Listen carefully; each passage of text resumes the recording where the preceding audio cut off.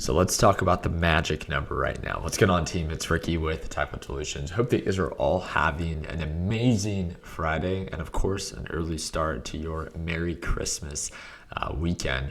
As of right now, NASDAQ market has been pulling on back. We are in the red. Not much, but we are in the red. I wanted to talk about a series of economic reports, where the market currently is at, and just kind of an overall market update. So if you're part of my LPP team, you would have seen that I reduced my position size from $100,000 in TQs down to $20,000 because obviously the market sold off like we've never seen. Just kidding. It sold off a significant amount yesterday. So a way to be able to manage my risk is to manage my position size.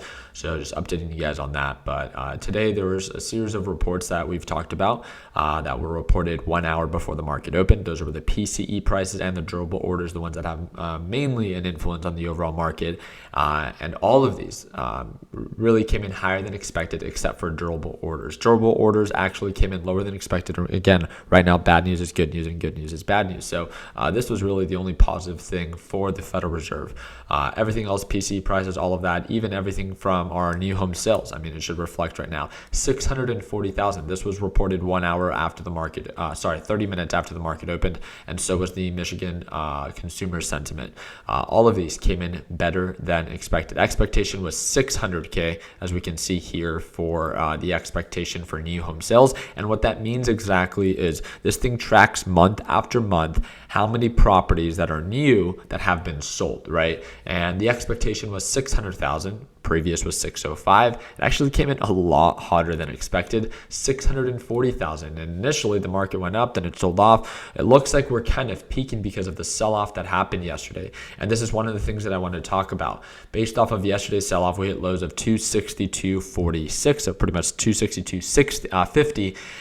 And we went back to retest that same level. We didn't make new highs. I had a position in SQQQ, and it was very easy to see that, again, if we're not showing much progress, right? We keep talking about this progress.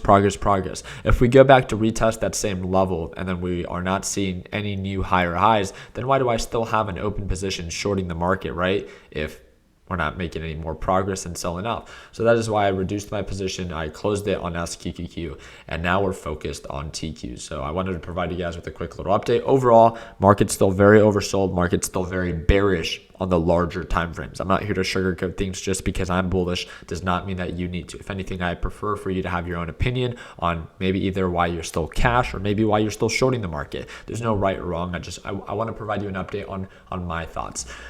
Based off of QQQ, and again, it's very easy to see. We can see our previous support range right around 260 for QQQ, which is the NASDAQ ETF. We are showing signs of consolidation, but we are not showing signs of higher highs and higher lows above the EMA. And that's essentially what I'm looking for next. As we saw last time, we saw a nice little rally, but we got rejected off that 4-hour time frame. And I think a lot of that just came down to my obsession on the 1 hour time frame. So as we can see, the 4-hour time frame has definitely been more, I would say, accurate in the sense of what's been acting as a resistance level and what's actually confirmation when we break above that EMA and make some higher highs. So as of right now, we are very oversold based off of where the NASDAQ market is at and based off of, a common resistance level right around that 295. It offers around 11% ROI. So 11% ROI would equate to around 33% for TQQQ, right? Just because I see potential and just because I see value in TQQQ does not mean that you need to. But when I see Tesla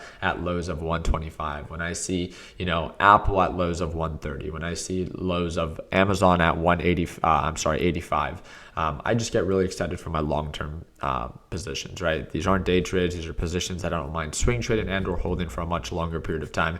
And that's kind of just, what I'm sharing with you is what my intention is. My intention might be completely different than yours. That's why I'm sharing the why. Why I see value in something, because I have no intention of selling it anytime soon. I want to get in position now that's light, add more to it when it begins to indicate signs of recovery, which we have not yet, so there's no reason to add more to it. But once we do, then I can add more to it. And once we have that confirmation formation, I can get fully invested. And then once it begins to recover and approaches previous resistance levels, I can lock in profits. Again, a plan, a goal is something to work towards, not something that has to be hit every single time. And just like we saw for this past week, my plan started off well, right? And then in one day, it gave it all back. And I had to reduce my position size, manage my risk.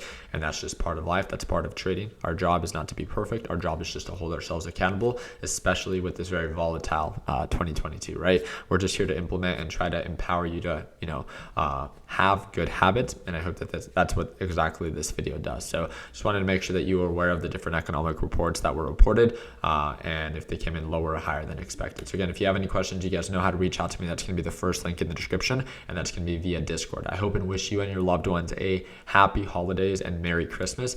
And friendly reminder, if you want to be able to join my Learn Plan Profit team, our Merry Christmas sale is our biggest sale. It's $150 off, and it's the second link in the description down below. So if you want to be able to watch me trade live every single day, I work with one team and one team only. And again, it's Stop Guessing, Start Learning. That's our Learn Plan Profit 2.0.